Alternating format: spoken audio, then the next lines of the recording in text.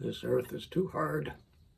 This ground, this dirt, and for all its promise, it won't grow. Either that or I am a terrible farmer. I raised 4 fine, God-fearing boys. They has worked side by side, year by year, along with me to make Earth turn out something worthwhile, make it bear. Tough, strong, muscular boys, as fine a boys as anyone could ask. And one girl, one headstrong, hard-headed, cold-eyed, willful, disobedient girl who would only have her own way and none of us control.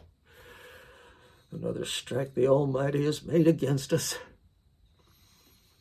When their mother died, I just about fell over dead myself with grief and worry of how any of us would be able to go on. Everything thrown against us. Now, how am I going to feed them? How am I going to keep them in clothes? She was the only thing I had that was reliable. Her I counted on to keep the house right, shabby as it was. She knew how to cook and mend and make do. We was always making do. Why did we even come here to this cold, hard ground? Cut down these trees, pull up stumps to clear the land and make a field. Who give us these plows, these mules, these seeds to grow grain and crop and maybe a scrawny fruit tree, one tree supposed to last all year, one year to the next, with its load of sour apples or wormy pears. Why didn't it kill us, but only made us go on year in, year out, hanging on till the next harvest, the next flood, the next snowstorm, the next cow goes down, just enough so we don't die and can go to church once in a way and praise God for giving us all this sorry woe and pain, and he only wants to keep us here to hear his mightiness praised over and over again. Well, we can't get enough to eat, and the door don't close right, and the chimney smokes, and it's so freezing cold in winter, all is huddled under the bed, hoping the fire don't go out, and someone can get outside for more wood, and she makes a stew for one person that every year has to feed more and more mouths till it's too much, and you keel right over where you're standing and gets drugged to the door in the bed, and the doctor says he can't do nothing. Here, take this elixir and pray to the God made you until you can't work no more. And then they say, oh, well, dig a ditch to heaven. Some politician in Albany says, dig your way across the state, solve all the problems there ever was, bring in all these foreigners. They'll do the work if they don't die doing it. Ain't no one gonna care one way or t'other. Pope-kissing mackerel snappers, every one of them, make the Pope president of the United States in a heartbeat. You'll see. You wait.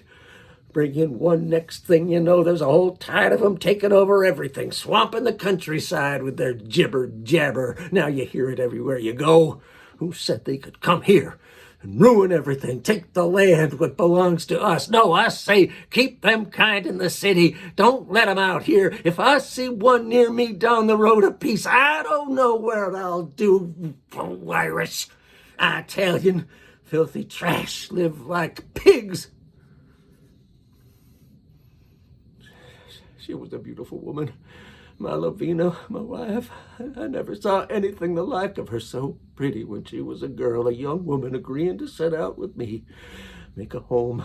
I was the envy of all the rest when they saw her on my arm. She gave me fine strapping boys, and now I'm keep them, and had to pack up my 8-year-old daughter off to her aunt's place when she went on before me, and then Willie too. Packed him off to Lewis's after a while, and then Melvina disappeared. Every once in a while her aunt would write to say she was growing up strong, first on that stinking canal and then down towards the ocean, down the foot of the state. New York City, they call it, was New Amsterdam.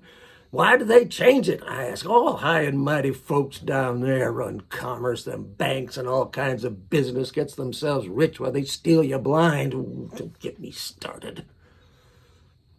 But she come here one last time. 10, 11 years we haven't seen her. Then she comes by, all growed up, fine-looking woman. Got her valise packed up with everything she owned, she says. Going down to the big city, she says. I told her, don't. Told her, you get yourself killed down there if you don't kill yourself first. Poverty, disease, women as prostitutes. You don't know what a place like that is like. One of them immigrants come out of the alley with a knife, a dark alley, rip you up, rip your clothes, take your virtue, take everything you got. I told her, listen to me. You listen to me. I wanted to shake some sense into her. She starts carrying on like I'm trying to hurt her. My own damn daughter, my own damn sons are telling me to let her go, let her go. So I did. Started to walk off, then I turned back one last try. I said, will you listen to me? Will you do as I say? Well, indeed. She looked you right in the eye. She did every time. Till you know. Right to your face. No, I won't, Pa, I won't. That's when I knew. When I remembered it. I saw it was all her fault. She let her go. That's why her mother died. Why I lost my Lovina when she said no one too many times. Now, you tell me where someone like that ever come from. You tell me that, and then you tell me why'd he put us here anyway.